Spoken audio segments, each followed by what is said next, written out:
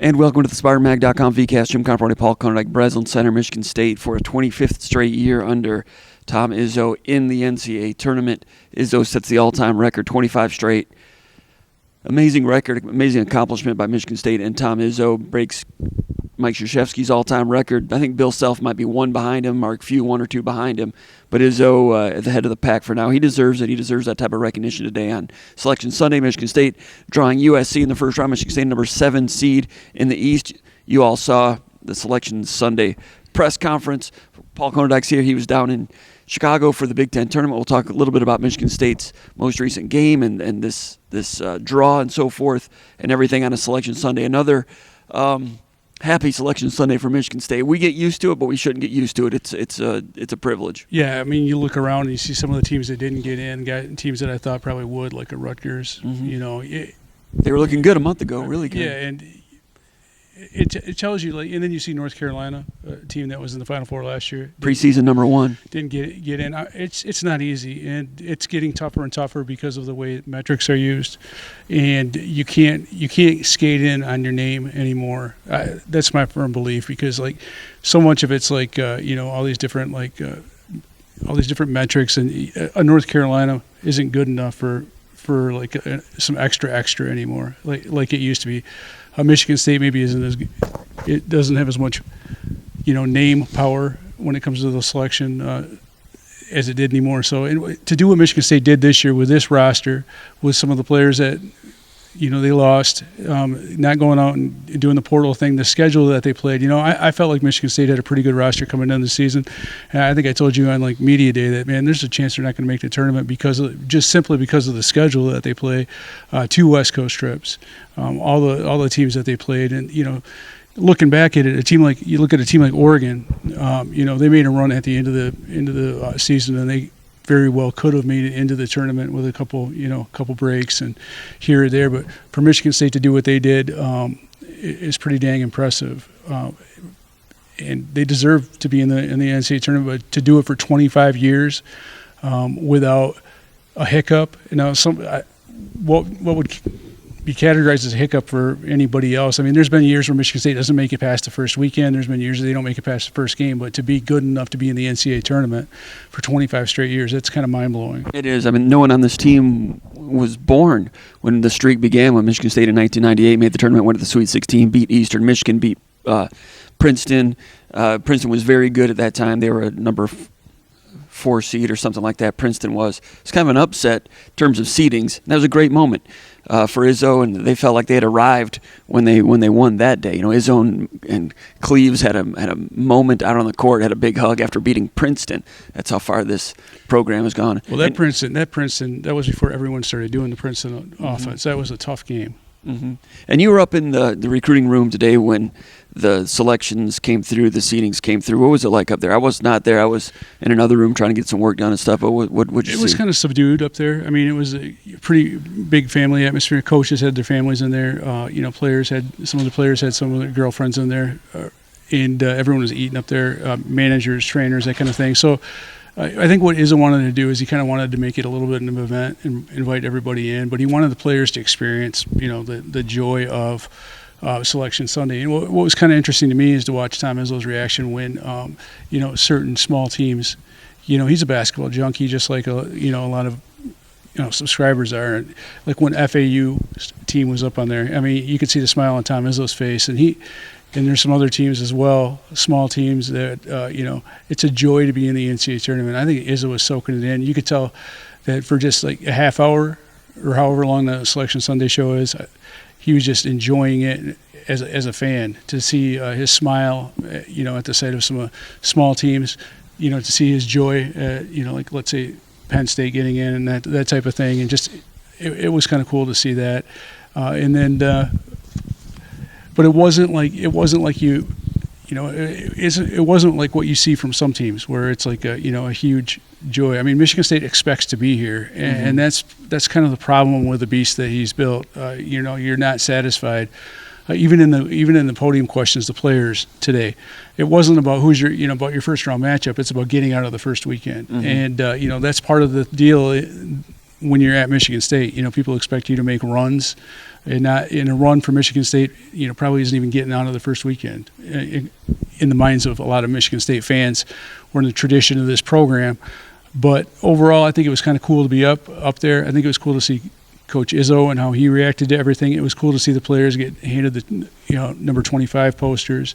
And then Bill Raftery did a little thing up there. He narrated a little bit of, like a 5-minute clip that showed some highlights from Tom Izzo's career at Michigan State, and that was kind of neat. But I think Coach Izzo enjoyed it more than anyone else. All right, so the draw, Michigan State has USC in the first round. You've watched them play a little bit. I've not watched them yet. Planning to watch some tonight. Marquette sitting there in the second round, and a really strong number 2 seeds. All the number 2 seeds are strong. Yeah. It's not like you could have gotten a cakewalk against Texas or I can't forget who the other number 2 seeds are right now. But there were no easy ones. All the number 2 seeds were difficult. You've seen before we talk about Marquette. Let's see. The other two is, Arizona is outstanding. Texas is outstanding. Marquette's outstanding. UCLA's had some injuries, but they're excellent. So there's no dodging a good one this year with the number 2 seeds. And Marquette was just terrific this week in the Big Ten, Big East tournament. We'll talk about them in a moment. But you've watched USC. You talked to me about them a couple of weeks ago. You noticed them? I think I texted you at probably 1 o'clock in the morning and said, man, these guys are going to fit in the Big Ten because they play defense and they're athletic as heck. And, it was kind of like haphazard at times, but the length, the athleticism, the willingness to defend and rebound. And, I like Andy Enfield. Mm-hmm. I think he's, He coached the Dunk City Florida Gulf Coast team a few years ago. There's a lot of athletes. I wouldn't say, there's not maybe as many. There's a couple of really good athletes on that team, that Dunk City team. That was a long time ago, but it doesn't seem like it. But either that year or the year before, they played here, which a lot of times some of those mid-majors, when they think they got something growing, that's when they've scheduled Michigan State. We've seen Lehigh do it. We've seen some others. I don't know, Bucknell. Dunk City was here the year before they became Dunk City. Yeah, and I think what I noticed about the USC team is obviously everybody knows about the point guard Boogie Ellis, who's he's like a scorer first point guard. 81 threes on the year, averages quite a few points. Not a ton of assists, but he is a handful. And Tyson Walker, Jaden Akins are going to have their hands full with him. He's athletic. He's got a quick release, and he's one of those guys that'll shoot it from anywhere. And so that's one thing. They've got a point guard who hits a lot of threes. But the thing that stands out to me, and then the Drew Peterson. Drew Peterson, the 6'9", 200-pounder. They list him as a guard. Yeah, and he's got wing athleticism, like NBA wing type athleticism, and he's a quick leaper, a really quick leaper. And he's had a couple of back injuries this year, and he can get up and rebound, and he can score points. He's pretty efficient. He's a handful, and this is one of those guys where you kind of wish Malik Hall was Malik Hall. And not a guy trying to find Malik Hall.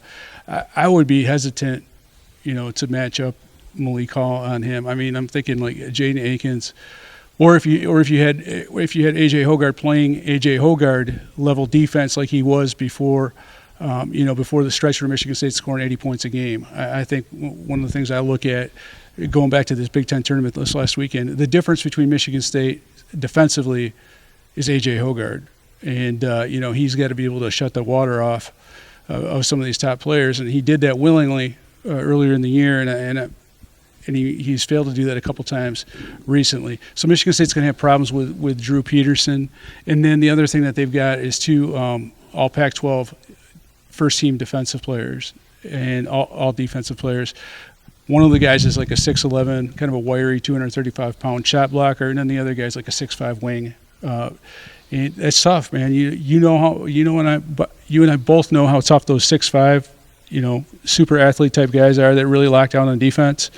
Those can give you all kinds of problems. So the problem with Peterson, that 6'5" guy, and then Boogie Ellis is who does Hall guard when he goes in there? Yeah, Peterson's 6'9", a 6'9" guard. Yeah, I know, and you got the 6'5" guy, and you got 6'3" Boogie Ellis. And then you've got guys coming off the bench because they also have the Pac-12 sixth man of the year. Mm-hmm. So this is a team that.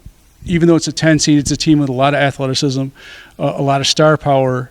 They've got 2 first-team all-conference players in the Pac-12. So it's not like one of those 10 seeds that barely made it in. It's a 10 seed that's got talent, and I'm not saying it's as talented as the USC team that Michigan State played in 2009 on that march to the Final Four, because that team was loaded. And they had their best defensive player on that team didn't even play against Michigan State that day. He was suspended. But this team has got a lot of talent. Offensive rebounding, they've got some guys that can go up and get it, and so Michigan State's really got to get back to brass tacks, and they can't have guys that take. Everybody has to take defense seriously. They got to have their top 3 defensive guards playing like it, and then Malik Hall. I don't know how many minutes you can play him. I just feel like sometimes that it's not necessarily Malik Hall. It's Malik Hall playing 30-some minutes. It's Malik Hall playing 2 different positions, for 30-some minutes. He's not rebounding the way maybe they need him to, and. So I think one of the issues is, can you get something out of your backup centers? I wrote that this past weekend, but if you can't, then you're going to have the small lineup on the floor a lot, and they need to be able to get something out of Jackson Kohler as far as rebounding, and at least trying to kind of not be a pushover down there. I don't know what else you do, but now it's time for experimenting's over. Yeah, Kohler did not have a good game physicality-wise against Ohio State at the Big Ten tournament on Friday. He'd had some good moments rebounding, controlling his vertical airspace in some games going into the Ohio State game, but not in the Ohio State game in the rematch. So they're going to get back to work on that. But the Malik Hall thing is interesting. Izzo was talking about that tonight, that when they looked at Malik Hall, he's just, as Izzo said, he's just not moving the way they want him to, or as well as he can. They've got to get back to that. If they want to play him at the 3, that's something we talked about back in October, November, the very first games of the year. Can they play him at a 3? You and I were dubious about that. We were not sure that he could stick there. It was worth a shot to experiment with it. I thought early in the season, something Malik Hall wanted to try, but then he got those injuries, got injured again, and they never got a clear, reason to believe that he couldn't do it. So it was still in test pattern phase at the end of the season. Not that they consider it that way, because they're going with what they got now, and I'm not sure he can play defense on good wings at this level. Getting ready to play a USC team that's going to offer some difficult matchups for him.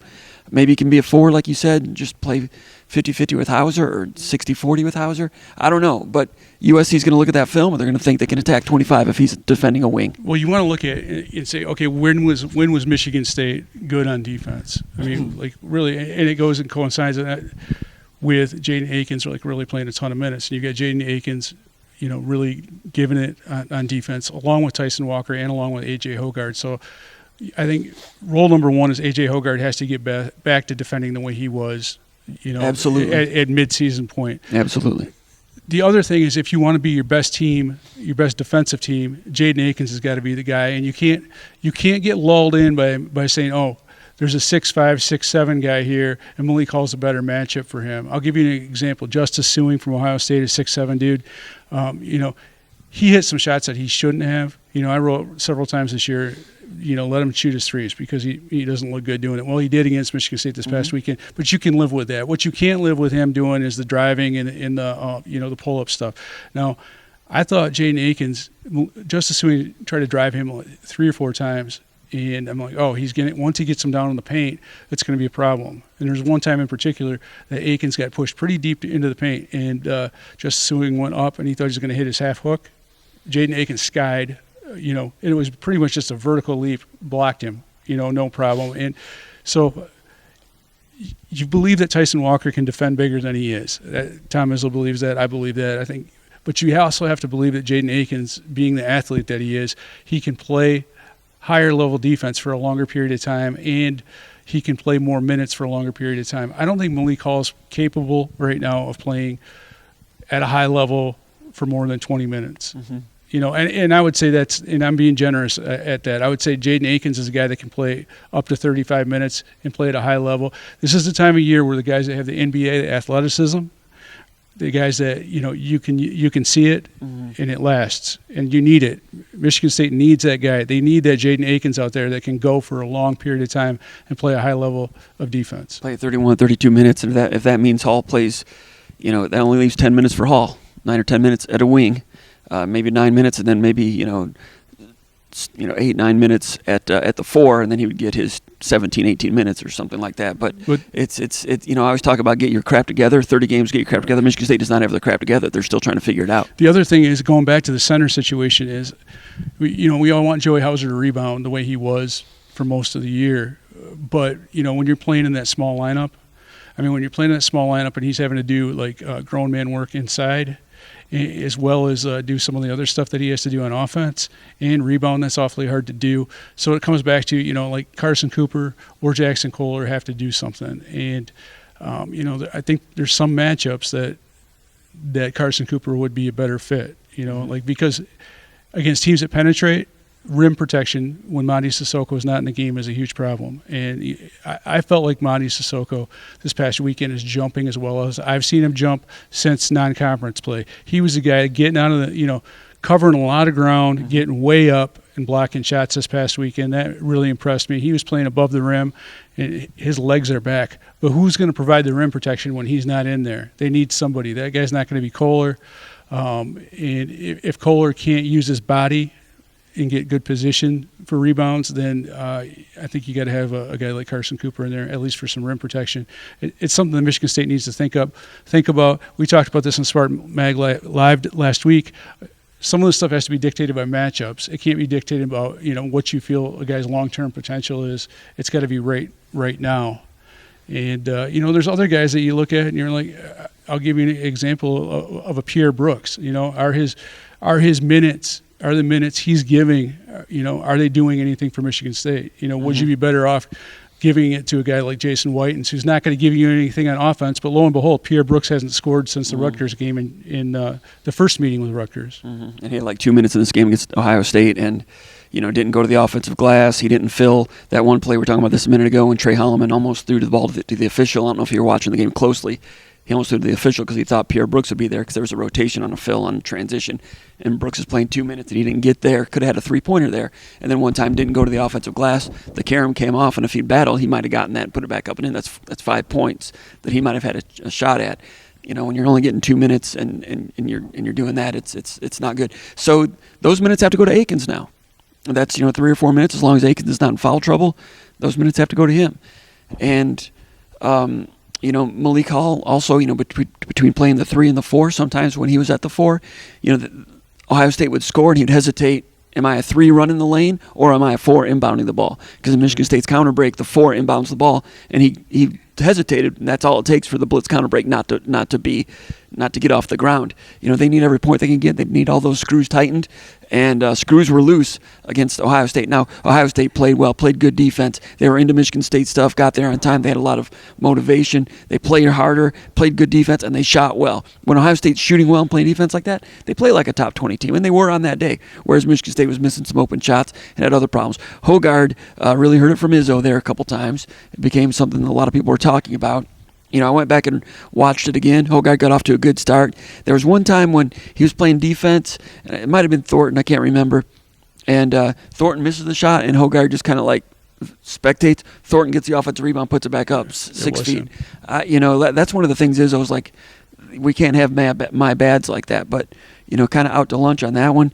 And then Hoggard, Izzo's been saying all year that the team is at its best when Hoggard is taking, 7 or 8 shots or fewer and setting it up for others. In the first half, he was taking some shots when he could have kicked one out to Akins. One time he turned one down and I think threw a lob or something when he had Akins over here on a flare screen from Hauser. Didn't see the court. We know he sees the court well, but on that day he didn't. It felt like it felt like old AJ. Mm-hmm. So it feels like every time I read a story about how AJ is maturing, it's part of a process, right? A lot of guys go through it. I think he's taken a couple steps forward during the Nebraska game, and he took another step backwards during the Ohio State game.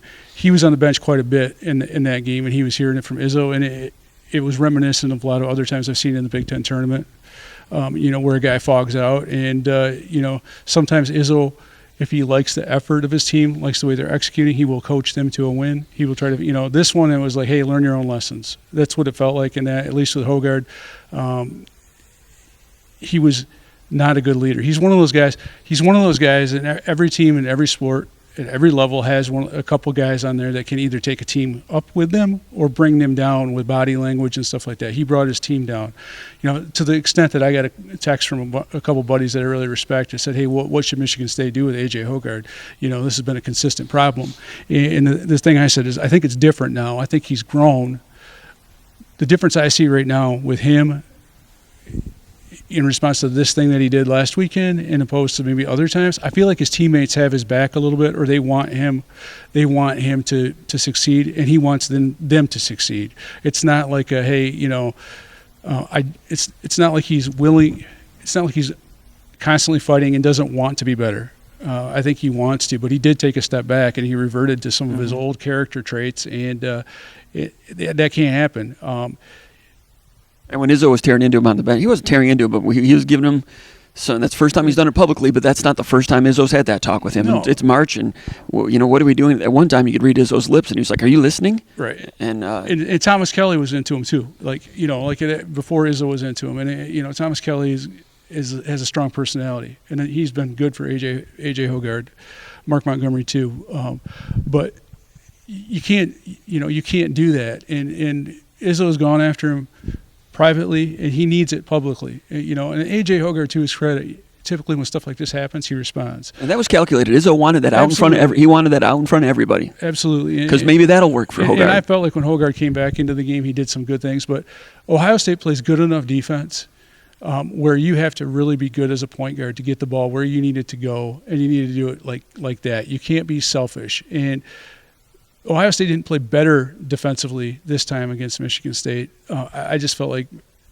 the plays that were supposed to be run weren't run the way they were supposed to. And Hoggard went in there with that Cassius Winston twinkle toe shot off the glass at one time, trying to do something he's never done before. And then on that one crucial play, was that a dunk he was trying to do? Because he came in and he was starting to do some good things and went up and missed the layup. And then a layup would have cut it to 6. Misses it, they go down, and it's 10 point. I think he got into a personal thing with Bruce Thornton. And he looked like he was going up for a dunk, which he's never dunked in a Michigan State uniform, to my knowledge. And that was not a great. It was right after that he had the talking to. To me, Bruce Thornton embarrassed him, and he was trying to do what some guys do, and even Cassius Winston. Like when he was young in his career, if he gave up something on offense, he's going to give it back on. He's going to give it back on the other end, and that's not how you do it. When you give, when someone gives it to you, and you do something wrong, you make it right by playing the right way. And so this is a growth thing for him. He's got to grow up. I think he's going to be fine moving forward. But I don't. It's just an example. It's a process, and you don't give up on people. AJ Hoggard's shown enough good growth over the course of the season, and I just look at the way his teammates interact with him, even in huddles. And this is not a guy that's a bad guy. It's a guy that's grown up a lot this year, has a lot more growing up to do. They got to ride with him. He's their guy. And at the point guard, he can play some defense. He's got to play great defense against these guys. And if they happen to win and play against Marquette, Tyler Kolek, he might be the best point guard in the country. Kolek is slick. He's got great vision. Yeah. Great vision. I mean, I don't want to compare him to, John Stockton and stuff, but that's what he plays like with those pocket passes and the way he puts it right in your shooting. Two different kinds of point guards. You got the one your classic score first point guard. This guy Kolek makes everybody better. Yeah, exactly. And then you got the traditional facilitator type point guard, and he's really good.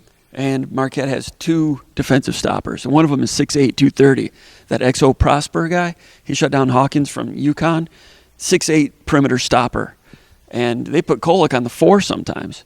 Like he'd be guard. They might, I don't know if they do that against Michigan State, but that's if Michigan State can get by USC. We'll be talking more about this as the week progresses. Is the game Friday or Thursday? It's a Friday. It's a Friday game. Now, I wanted to say one thing about the Big Ten tournament. I haven't been there.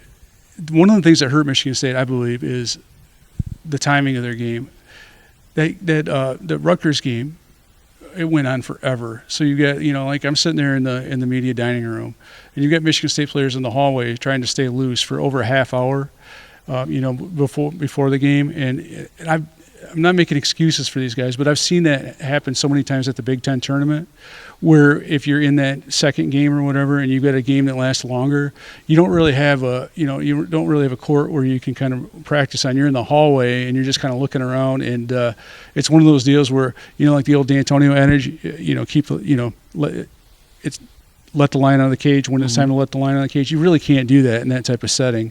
And I'm not saying that impacted Michigan State necessarily negatively, but this is interesting because Friday game they play at noon. First game of the day, 12:15. Columbus. So they'll be right out on the court and ready to go. But USC, man, it'll be interesting to see because it's a 9 a.m. tip for USC. 9 a.m.